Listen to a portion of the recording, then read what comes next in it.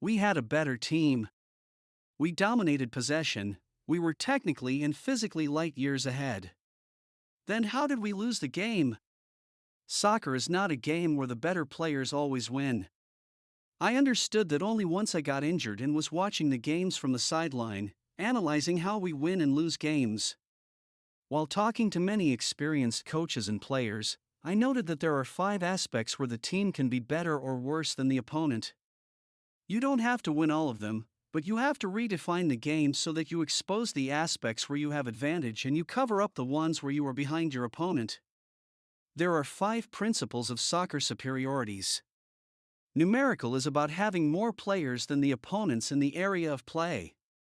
Positional defines which areas of the pitch are occupied by your players. Qualitative superiority is to have a player with an advantage over the opponent in a direct duel able to take advantage of the mismatch. Dynamic superiority is all about how to synchronize the movement and the timing of our players so that we create chaos in the opponent's offense and defense. Team cohesion helps us balance the qualities of players playing on the pitch.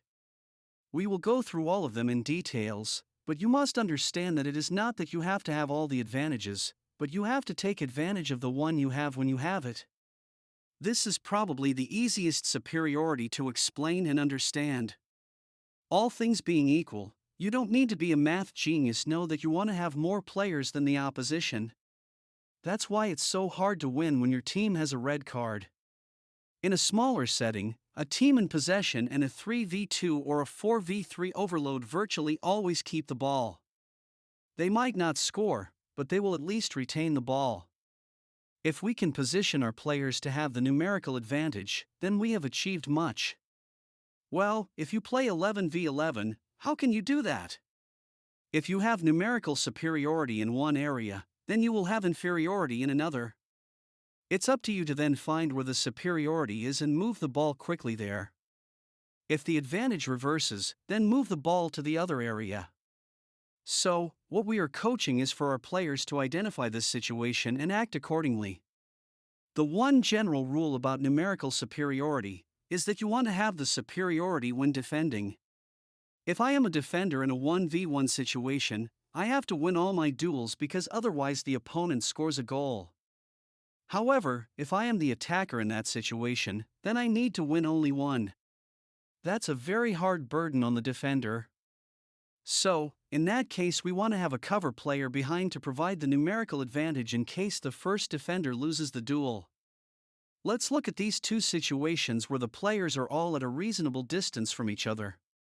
We didn't move the players at all, but instead just changed possession of the ball. Depending on that, either the red team has 3v1 situation or the black team has 4v1. It's important to understand that the entire field is still 4v4.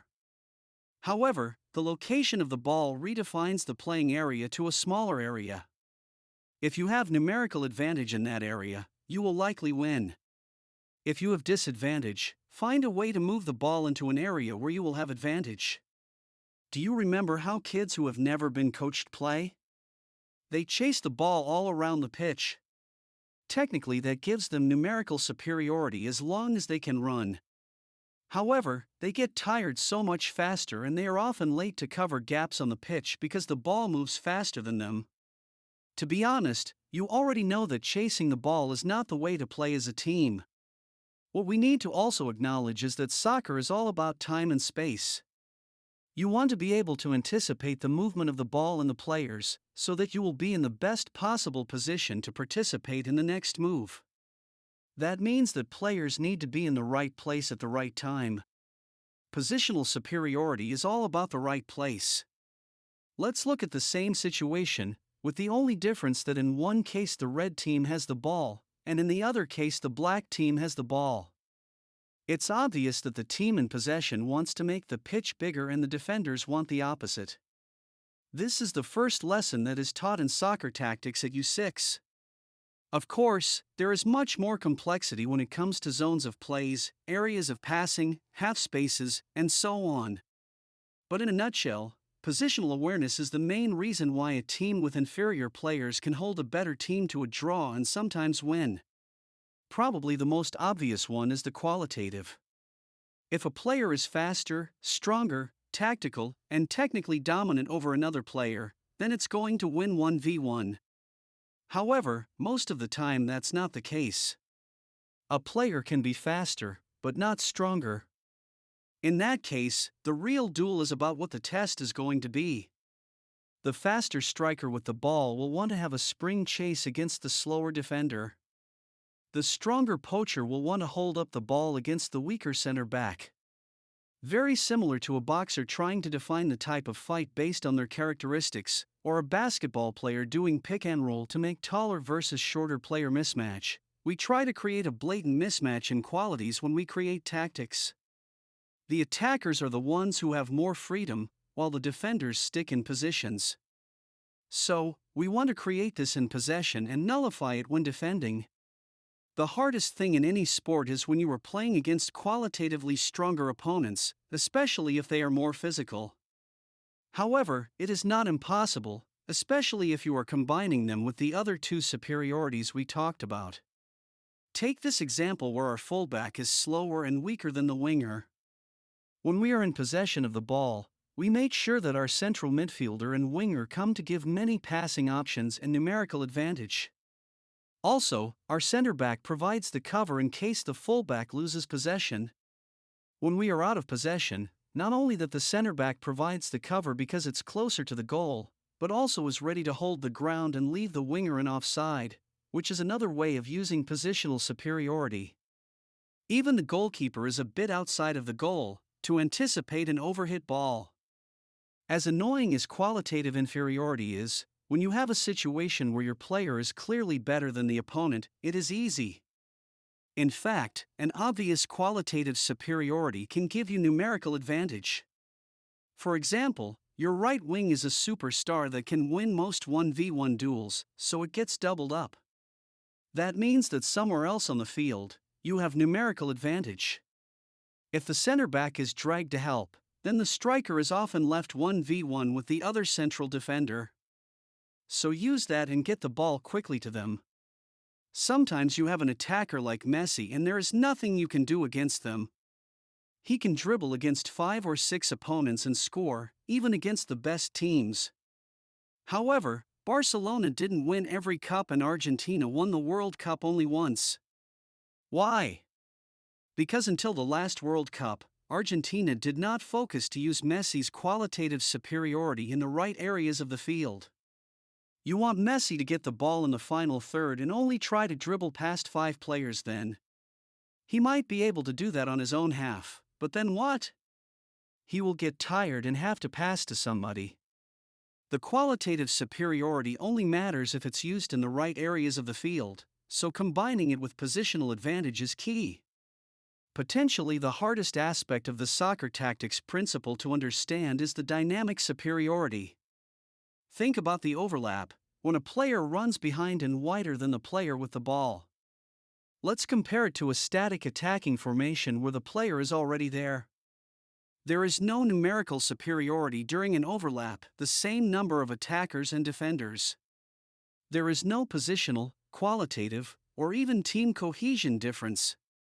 The only advantage comes from that movement that causes defenders to both go after the runner or the ball. The importance of movement with purpose, which we call dynamic superiority, is something that is achieved with any player and any part of the pitch. Similarly, let's think about a set-piece routine from a side cross. When the ball is coming in, multiple players are all running towards the goal at the same time. The aim is to create confusion for the defenders where they don't know who to guard. It doesn't happen every time, but attackers need to get it right only once, while defenders have to be right every single time. On defense, let's look at how quality teams press together. It has to be orchestrated with multiple players pressing at the same time. Very often they are patient until they see an opportunity, and then several players press together, attacking the ball and the simple passing options. One with the other doesn't work. The dynamic superiority is something that can go by without you seeing it. It's almost comical to think about it because often in a 3v3 situation, all 3 attackers do the right movement. However, one of the defenders switched off for a moment and is lagging behind. That causes one of the other defenders to panic and try to cover for their teammate. Uncoordinated defense then ends up dragging all three defenders to a player that has no opportunity of scoring, while another player has the time and the space to score an easy goal. We talked a lot about how the four tactical principles play with each other and how to expose or cover up them. However, you have the players that you have and you cannot change everything about them with few simple instructions. You look at a team that has great individuals but are not winning games. If you wonder what is happening, look at the balance of the team. It is rare that they don't like each other or anything like that. It's just that simply their individual deficiencies combine to a point that can be devastating. A good example of a team that worked well together is AC Milan with Gattuso and Pirlo. Both of them were really good in what they did but had massive gaps in their game. Gattuso was a great defensive midfielder, relentless and aggressive. Pirlo was one of the best deep-lying playmakers but was physically inferior to the average central midfielder at the highest level. However, they balanced each other. If the team had two Gattusos or two Pirlos, then it would have been really bad. In contrast, England had two of the best central midfielders ever, Lampard and Gerrard. Both of them were winners and natural leaders. Also, both of them were so respected and quality players, as well as tactically savvy, that they were coaches in the Premier League less than a decade after retiring as players. However, they never won anything with the national team.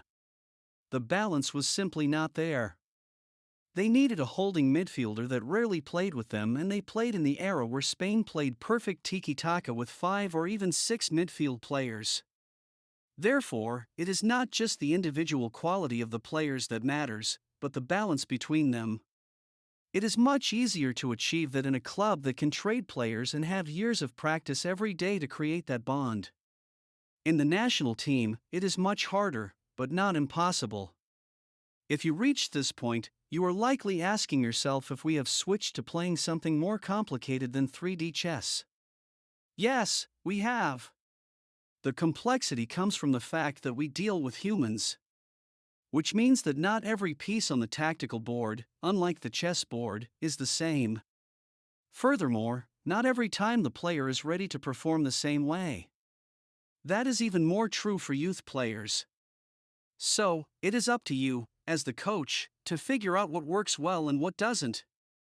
You play with probability, but we live in a world of samples, so it is important for the players to perform the way they can, not just for the coach to put them in the right positions to give them the opportunity. As many great coaches have said, my soccer tactics will get you in the final third of the pitch, then it's up to you to score.